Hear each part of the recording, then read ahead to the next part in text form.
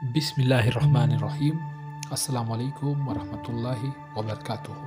ہمارے YouTube channel حشرات کی دنیا میں خوش آمدید۔ ہندی اور اردو بولنے اور سمجھنے والوں کے لیے ایک دلچسپ کہانی۔ جنگل میں چوینٹیاں ایک بڑے خطرے کی تیاری کر رہی ہوتی ہے۔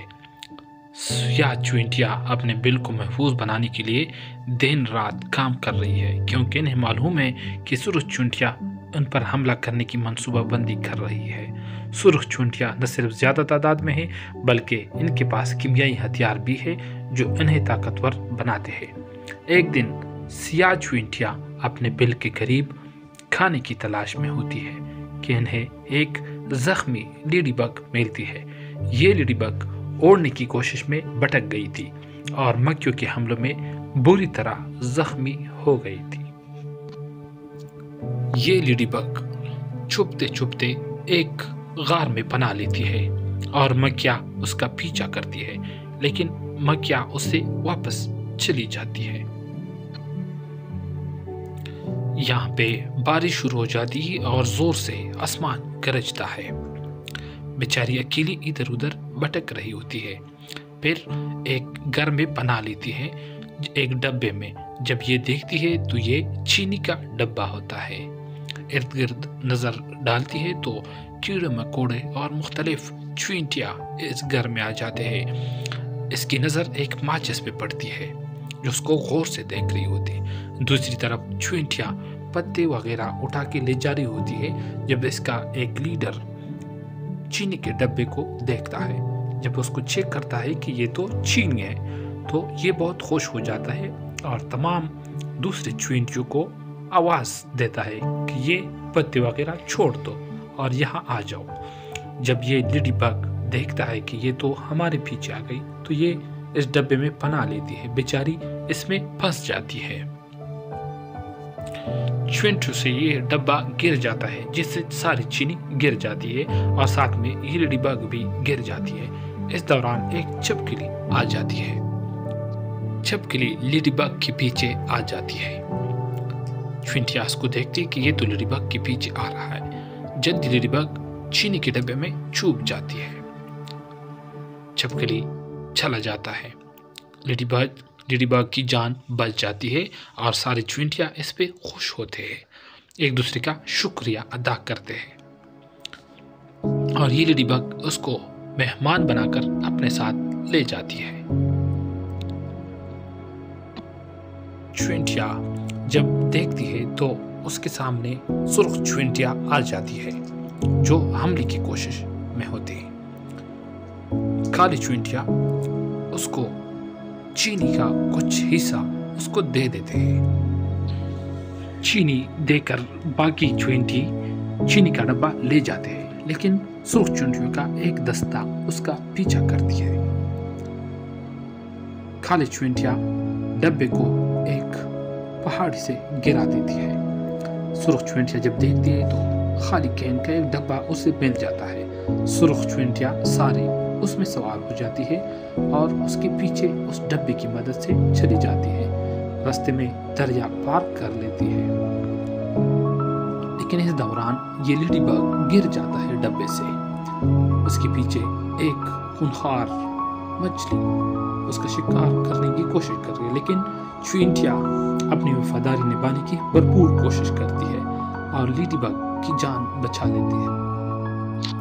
تمام چوینٹیاں ڈبے میں چھپ جاتی ہے اور آبشار سے ڈبہ گر جاتا ہے۔ اس کے پیچھے سرخ چوینٹیاں اور مچھلی یہ بھی گر جاتے ہیں۔ اب یہ کامیابی سے یہاں سے نکلنے کی کوشش کرتے ہیں، کیونکہ سرخ چوینٹیاں اور مچھلی یہ دونوں اس سے دور رہ گئے۔ اب لیڈی بگ دوبارہ اڑنے کی کوشش کر رہی ہوتی ہے، لیکن ناکام ہو جاتی ہے۔ ادھر سرخ چوینٹیاں دوبارہ پہنچ جاتی ہے اور کالی چوینٹیوں کا راستہ روکنے کی کوشش کرتی ہے۔ اسی دوران سڑک پار کرتے ہوئے کالی چوینٹیوں پر ایک ٹرک آ جاتی ہے۔ یہ سارے گر جاتے ہیں اور اپنے آپ کو بچا لیتے ہیں۔ کالی چوینٹیاں لیڈی بگ کو بحفاظت اپنے گھر پہنچا دیتی ہے اور یہ ایک سیمپل اپنے ملکہ کے سامنے یہ چینی پیش کرتے ہیں۔ جب دیکھتی ہے ملکہ انڈے دینا شروع کرتی ہے۔ اب سرخ چونٹیوں کا ایک لیڈر یہ سارا منظر دیکھ رہا ہوتا ہے، یہ بھی جا کے اپنی ملکہ کو سارے صورتحال کا بتا دیتے ہیں۔ سرخ چونٹیاں یہ سن کر سرخ چونٹیوں کی ملکہ اعلان جنگ کا اعلان کرتی ہے اور ساری سرخ چونٹیاں جنگ کے لیے نکل جاتی ہے۔ یہاں کالی چونٹیاں آرام سے سو رہی ہوتی ہے۔ لیڈی بگ جو دیکھتی ہے اس کو اپنے گھر یاد آ جاتی ہے اور یہ رات کو اڑنے کی کوشش کر رہی ہوتی ہے، لیکن اسی دوران جب دیکھتی ہے تو سرخ چونٹیاں آ جاتی ہے، پورا گھر اس کا قبضے میں لے لیتے ہیں۔ سرخ چونٹیاں کالی چونٹیوں کے گھر پہ گولہ باری شروع کرتی ہے، یا کالی چونٹیاں بھی تیاری میں شروع ہو جاتے ہیں اور اس پر نمک وغیرہ چھڑکتے ہیں اوپر سے۔ دونوں طرف سے جنگ شروع ہوتی ہے۔ اب ایک ماچس کا ڈبہ اوپر لایا اور ساری طرف گھر کے چاروں کونوں پر کالی چونٹیوں نے ایک چھوٹے سے میزائل نصب کر دیے۔ اب جب ڈبہ کھولتے ہیں تو اس میں دیکھتا ہے کہ صرف ایک ماچس کے ڈبے میں صرف ایک تیلی ہوتی ہے، اس کو جلا لیتے ہیں اور کوشش کرتے ہیں کہ سارے میزائل جلا دیں۔ صرف ایک جلنے کے بعد یہ تیلی بجھ جاتی ہے، جس سے سارے کالی چونٹیاں پریشان ہو جاتی ہے اور سرخ چونٹیاں دبادب اس پہ حملہ ور ہوتی ہے۔ یہاں لیڈی بگ کو وہ ماچس یاد آ جاتا ہے جو اس نے اس گھر میں دیکھا تھا۔ یہ کالی چونٹیوں کو بتا دیتی ہے کہ مجھے وہ ماچس یاد آ رہی ہے، آپ میرے جانے کے لیے بندوبست کرو۔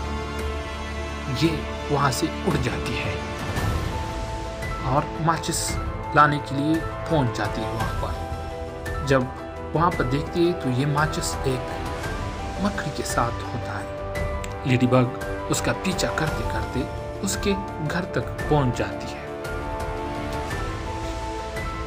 مکڑی یہاں پر سو جاتی ہے، لیکن اس کے پیچھے لیڈی بگ کے پیچھے ایک دوسرا کوئی دشمن آ جاتا ہے، یعنی مینڈک۔ لیڈی بگ کی خوش قسمتی ہوتی ہے کہ وہ اس حملے سے بچ جاتی ہے اور مکڑی کی ہمدردی کی وجہ سے وہ صحت یاب ہو کر جانے کی کوشش کرتی ہے۔ اب لیڈی بگ ماچس کو اٹھا لیتی ہے۔ چلتے چلتے اس کا دوبارہ سامنا ان مکھیوں کے ساتھ ہوتا ہے جو اس نے اس کو پہلے زخمی کیا تھا۔ یہ ڈبہ گرا لیتی ہے، مکھیاں اس کا پیچھا کرتی ہے اور لیڈی بگ بھاگ جاتی ہے۔ تمام مکھیاں اس کے پیچھے ہوتے، لیکن لیڈی بگ اس کے ساتھ چال چلتی ہے اور ساری مکھیاں گاڑی سے ٹکرا جاتی ہے، جس سے ساری مکھیاں مر جاتی ہے۔ اب اس کی ملاقات اپنے پریوار سے ہو جاتی ہے اور یہ پھر اپنا سفر شروع کرتی ہے۔ آخر کار وہ ماچس لے کر واپس آتی ہے اور چونٹیوں کو یہ ہتھیار سونپ دیتی ہے۔ اب سیاہ چونٹیاں ماچس کا استعمال کر کے سرخ چونٹیوں کو پسپا کرنے میں کامیاب ہو جاتی ہے، لیکن ماچس کے استعمال سے آگ لگ جاتی ہے جو پورے علاقے کو اپنے لپیٹ میں لے لیتی ہے۔ آگ کو بچانے کے لیے ایک ہوائی جہاز آ جاتا ہے جو آگ کو تو بجھا دیتا ہے، لیکن ساتھ چونٹیوں کا بل بھی نقصان کا شکار ہو جاتا ہے۔ آگ کے بعد چونٹیاں مل کر دوبارہ اپنا گھر بنانا شروع کرتی ہے۔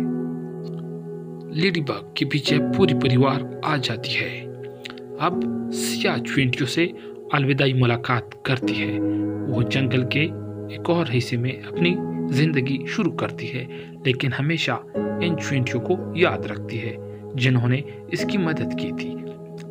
سیاہ چونٹیاں اپنی محنت اور اتحاد کی بدولت اپنا بل دوبارہ بنا لیتی ہے اور ایک مضبوط کمیونٹی کے طور پر زندگی گزارنے لگتی ہے۔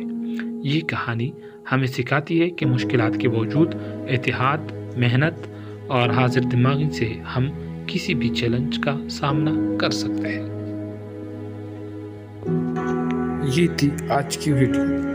ہمارے YouTube چینل نشرات کی دنیا کو سبسکرائب کرنا مت بھولیے۔ شکریہ۔